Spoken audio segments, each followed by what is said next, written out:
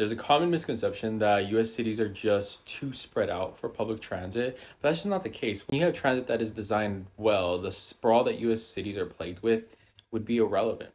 One common trait of cities with good transit is often, especially in the initial stages, the transit lines are almost evenly spread out. It's not something we do in the United States. It almost looks as if we place them randomly. Now, a typical trait of a US city or town is to have a neighborhood that is surrounded by big avenues.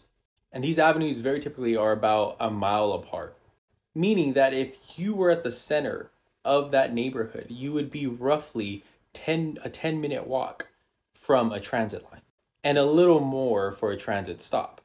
And that's just by walking. That doesn't count if you were to take a bike. If you were to take a bike, that trip would go down to about a minute, maybe 2 minutes.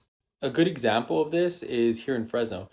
Basically, everyone in the city is about 15 minutes away from a bus line because the city follows that rule of placing transit lines along the avenues and at an even spacing for the most part throughout the network. However, like most US cities, there are negatives to the way that the network is designed, and it is these redundancies where multiple lines will just overlap instead of having passengers transfer, leading to longer headways throughout the entire network. Also, if you enjoy content like this, like and subscribe. Now, public transit should be designed in a grid system over, say, the spoke system, like, for example, the Moscow Metro. And some reasons for this are, as you get towards the center of the wheel of the spoke, it becomes extremely busy and extremely packed. But also, it makes it really difficult and time-consuming to go from neighborhood to neighborhood. Even when cities implement ring lines, those ring lines don't really solve that issue of traversing from neighborhood to neighborhood. And because it's often just one or maybe two lines, it's still going to be extremely packed. A grid system would also make it really easy for transit-oriented development to succeed. Because for the most part, transit-oriented development, the businesses that are going to be around these stops are going to be, for the most part, dependent on neighborhoods that are along the transit line. I say for the most part, again, because it's going to be difficult and time consuming to traverse from neighborhood to neighborhood using the spoke design. And by redesigning cities, it would put people much closer to what they need in their everyday life.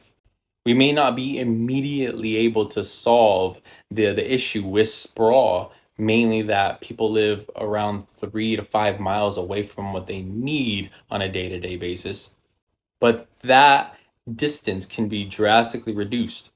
And seeing as how inefficient lanes are at transporting people when they're used mainly by cars, every little bit helps, especially with our population growing. The United States population is expected to be 400 million by 2100.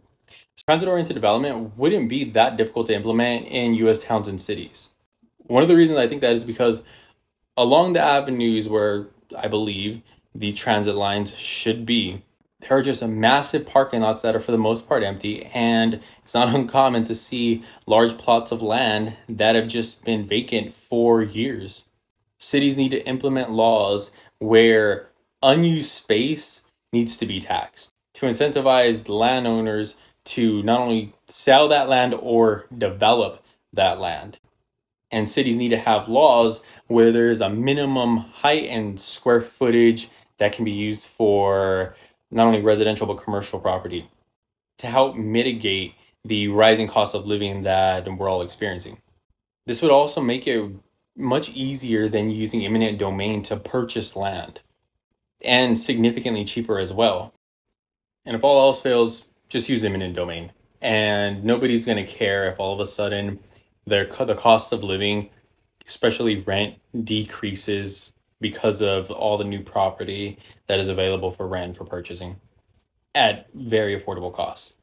Now, when it comes to transit-oriented development, we also really need to think about what we need around these transit stops. So it incentivizes people to use public transit rather than use their car. It doesn't mean getting rid of cars, it just means giving people a reliable option. Some things that come to mind, we need to have schools around major transit stations, schools, universities, hospitals, doctor offices, clinics, dentists, parks, arenas, theaters, bars, restaurants, and especially communal spaces where people don't feel incentivized to purchase things. That way, people are less consumers and cities become less transactional, and actually places where people can live. And of course, very high density housing around the transit stations. And as you get further out, it becomes less dense and less dense. One of the important things that I think people miss out on when it comes to not only developing, but preserving good public transit and transit-oriented development, walkable, livable cities, is there needs to be militant urbanism.